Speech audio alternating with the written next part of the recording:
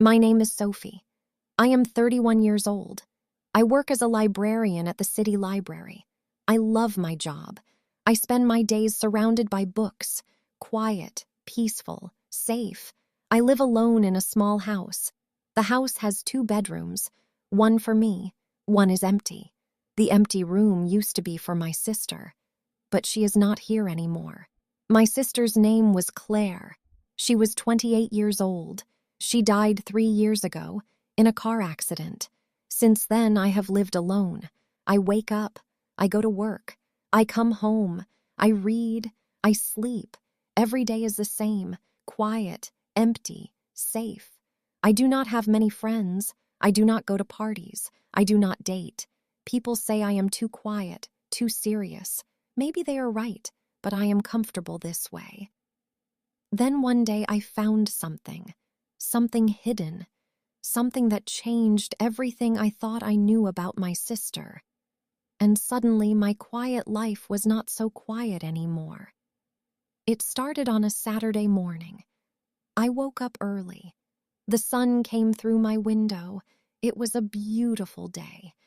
I decided to clean the house. I had been avoiding it for weeks, maybe months. I started in the kitchen, then the bathroom, then the living room. Finally, I went to Claire's room, the empty room. I rarely went in there. It hurt too much. Everything in that room reminded me of her bed, her desk, her bookshelf, all still exactly how she left them. I stood in the doorway. I took a deep breath. Then I walked inside. The room smelled like dust and old memories. I opened the window. Fresh air came in. I started dusting the furniture. Then I decided to clean out the desk. Maybe it was time to let go of some things. I opened the first drawer. Inside were pens, notebooks, old receipts. I opened the second drawer, more papers, some old photos of Claire and me. Then I opened the bottom drawer. It was stuck. I pulled harder. Finally, it opened. Inside was a small wooden box. I had never seen it before. My heart beat faster. What was this? I lifted the box out. It was heavier than I expected. I sat on Claire's bed. I opened the lid. Inside were letters, dozens of letters, all tied together with a ribbon. I picked up the first letter. The envelope was addressed to someone named James, but there was no address, just the name. I opened the envelope carefully. I pulled out the letter. It was in Claire's handwriting. I started reading. Dear James, I don't know if I will ever send this letter. I don't even know where you are. But I need to write to you. I need to tell you the truth. 3 years ago, I made the biggest mistake of my life. I left you. I walked away. I told you I didn't love you anymore. But that was a lie. I loved you. I still love you. But I was scared. I was young. I thought I needed to see the world, to be free. So I left, and I hurt you. I know I hurt you. Every day since then, I have regretted it. Every single day, I tried to find you. I searched for you online. I asked your friends, but you disappeared. You moved away. You started a new life. Without me, I don't blame you. You deserve to be happy. You deserve someone better than me. But I needed to write this. Even if you never read it, even if you never know, I love you. I always will. Claire. I stared at the letter. My hands shook. Claire had a great love, someone named James, and she never told me. I picked up another letter, then another. There were at least 30 letters, all to James, all unsent. Each letter told more of the story. Claire and James met in college. They fell in love. They were together for 4 years. But then Claire got scared. She felt trapped. She wanted to travel, to live, to be free. So she broke up with James. She told him she didn't love him. Then she left. She traveled Europe for 2 years, but the whole time she missed him. She regretted leaving. She tried to find him. But James was gone. He moved to another country. He changed his phone number. He deleted his social media. Claire searched for him for years, but she never found him, and she never told anyone. Not me, not our parents, no one. She carried this pain alone. I sat on her bed, holding the letters. Tears ran down my face. My sister had been heartbroken for years, and I never knew. That night I could not sleep. I lay in bed thinking about Claire, about James, about all those unsent letters. Why didn't she send them? Why didn't she try harder to find him? Then I remembered something. The accident. Claire died 3 years ago. She was driving home from work. A truck ran a red light. It hit her car. She died instantly. The police said she didn't suffer. But I always wondered, was she happy when she died? Was she at peace? Now I knew the answer.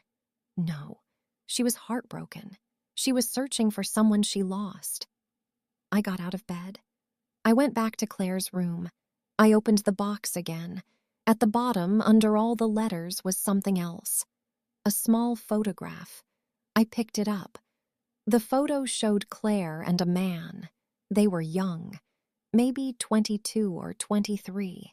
They stood on a beach. The ocean was behind them. Claire was smiling, really smiling. The kind of smile I rarely saw. The man had his arm around her. He had dark hair, kind eyes, a gentle smile. This must be James. I stared at the photo for a long time. Then I made a decision. I was going to find him. The next morning, I started searching. I used the library computers. I had access to many databases. I searched for James with the details from Claire's letters. She mentioned he studied engineering. He was from a small town.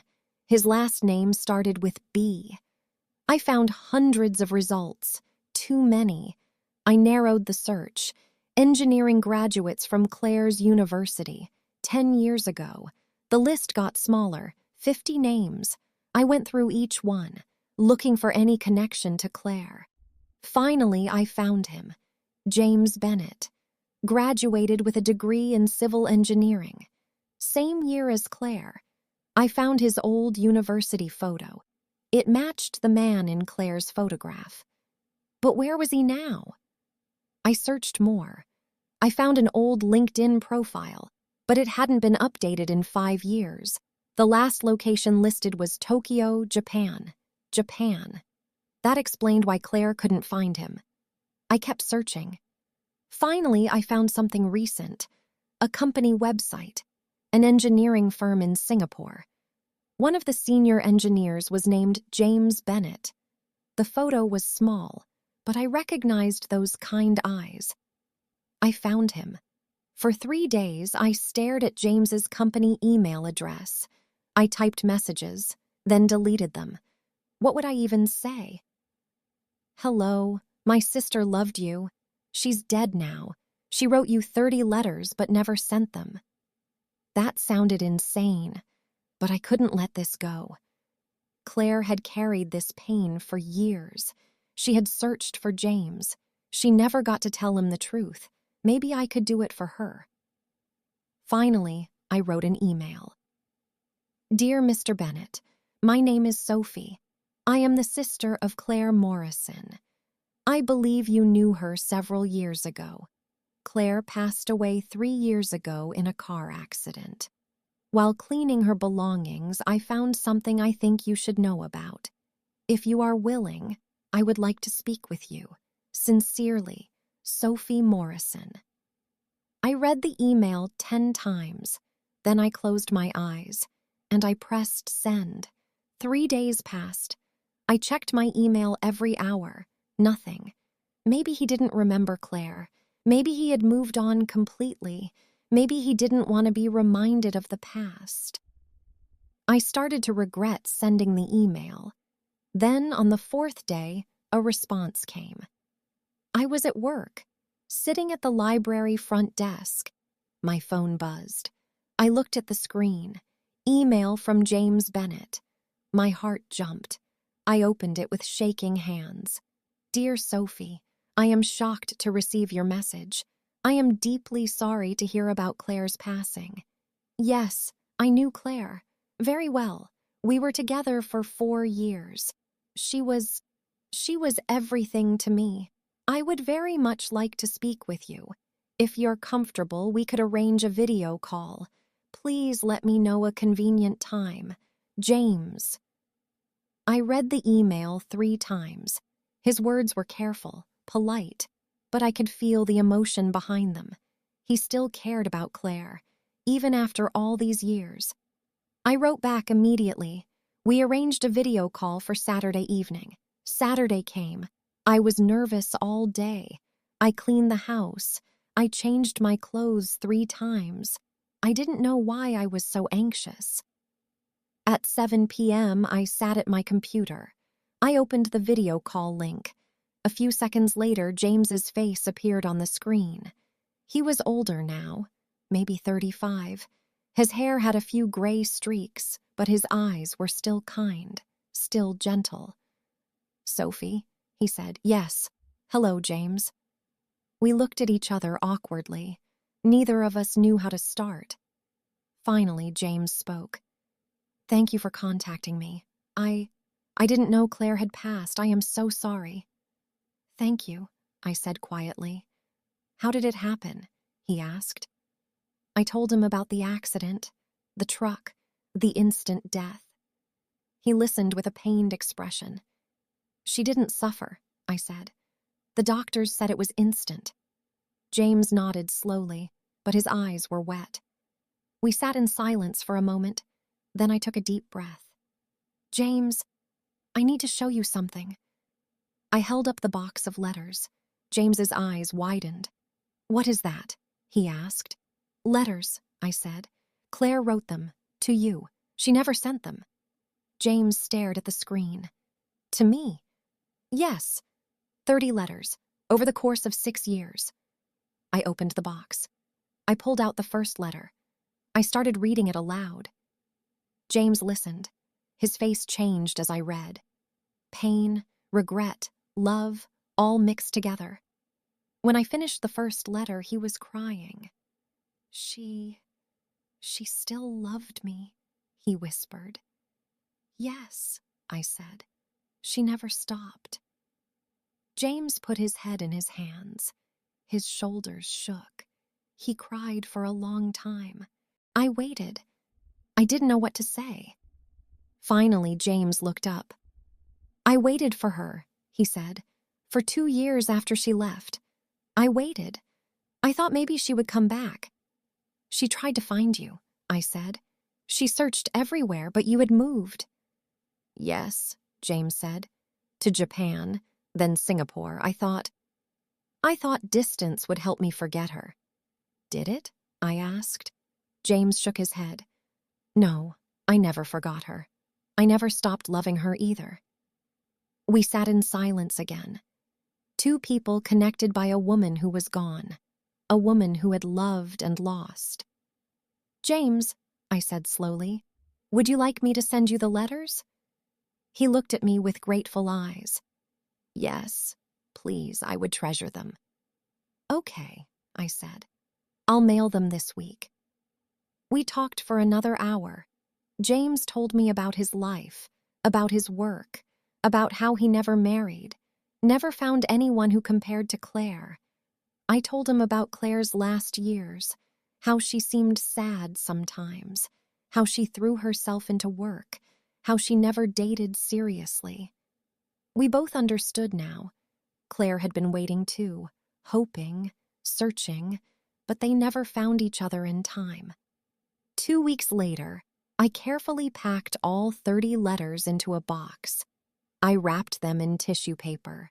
I included the photograph of Claire and James on the beach. I went to the post office.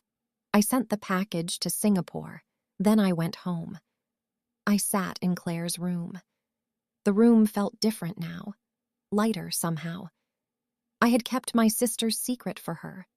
I had found James. I had given him the truth she never could. It didn't bring Claire back. It didn't erase the pain.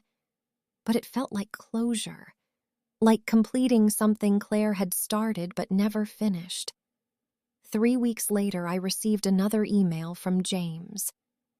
Dear Sophie, I received the letters. I have read them all, multiple times. I cannot describe what they mean to me. To know that Claire still loved me, to know she searched for me, it breaks my heart, but it also heals something inside me. For years, I wondered if what we had was real, if it mattered. Now I know it did. Thank you for this gift. Thank you for finding me. There is something I would like to do if you would allow it. I would like to visit Claire's grave, to say goodbye properly. Would that be acceptable?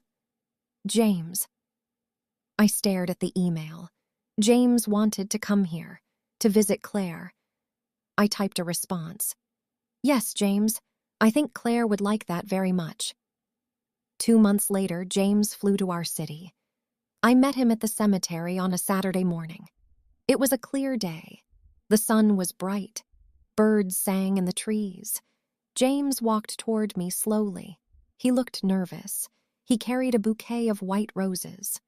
Hello, Sophie, he said. Hello, James. We walked together through the cemetery. I led him to Claire's grave. The headstone was simple, just her name, her dates, and the words, beloved daughter and sister. James knelt down in front of the grave. He placed the roses gently on the grass. Then he spoke. Hello, Claire. It's me. It's James. His voice broke. He touched the headstone with his hand. I'm sorry I disappeared, he said. I'm sorry I didn't wait longer. I'm sorry we never found each other again. Tears ran down his face. But I want you to know something. I read your letters, all of them, and I need you to know I never stopped loving you either. He stayed there for a long time, talking to Claire, saying all the things he never got to say. I stood a few meters away, giving him privacy, giving him time. Finally, James stood up. He wiped his eyes. He walked back to me. Thank you, he said, for everything. You're welcome, I said. We walked out of the cemetery together. At the gate, James stopped. Sophie, would you like to get coffee? I'd like to hear more about Claire, about her life after me. I smiled. I'd like that. We went to a small cafe nearby. We talked for hours. I told James stories about Claire, her job, her hobbies, her laugh. James told me stories too, about their time together in college, about trips they took, about dreams they shared.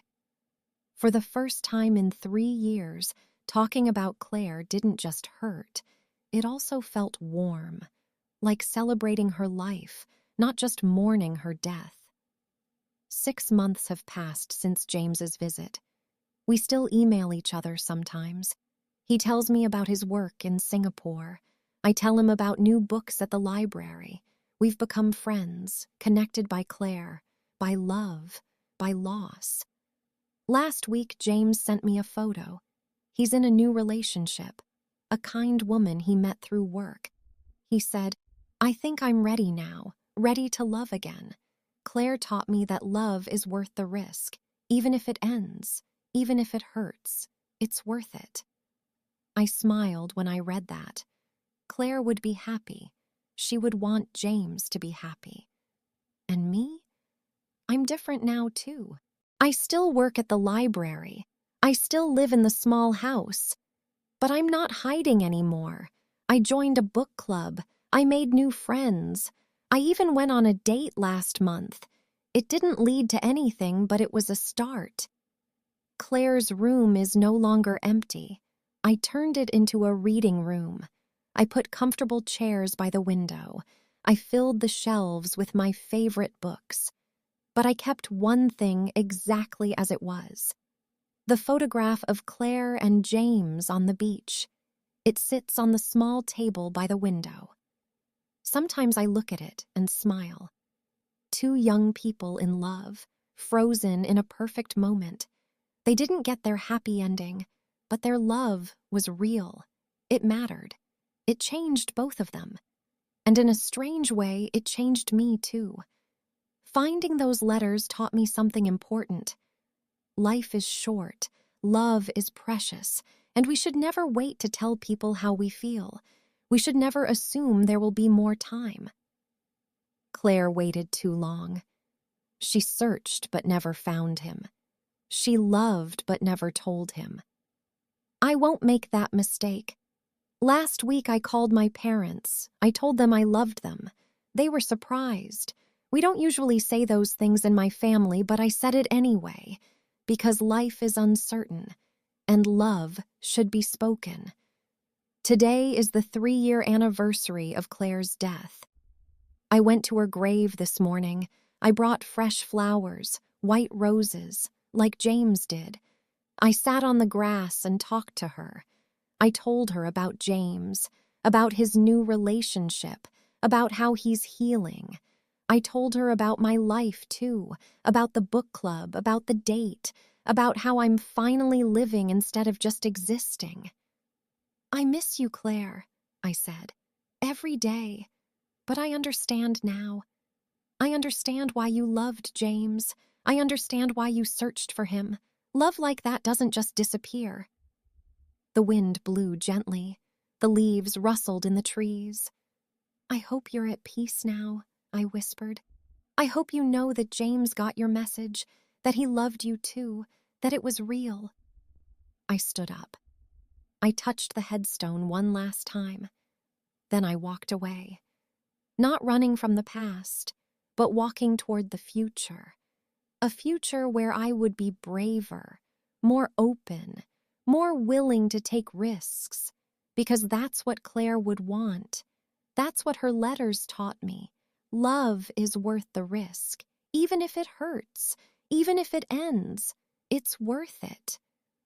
I carry that lesson with me now, every day. And in that way, Claire is still with me, still teaching me, still showing me how to live, not from beyond the grave, but through the words she left behind, through the love she couldn't let go of, through 30 letters that were never sent. But that finally reached their destination. 3 years late, but not too late to matter, not too late to heal, not too late to teach, not too late to change everything. Thank you for listening to this story. I hope it touched your heart and reminded you of something important. We should never wait to tell the people we love how we feel. We should never assume there will be more time. Tomorrow is not guaranteed, but the words we speak today can last forever. If you enjoyed learning English through this emotional journey, please like this video and share it with your friends who are also learning English. Don't forget to subscribe to our channel for more stories that help you improve your listening and understanding skills naturally. Your support means everything to us and helps us create more meaningful content for learners like you. Remember, love is worth expressing, even when it's difficult, even when we're scared, because the greatest tragedy is not lost love, but love that was never spoken. Thank you for being here with us. See you in the next story. Keep learning, keep loving, and keep telling people how much they mean to you while you still have the chance. Goodbye for now.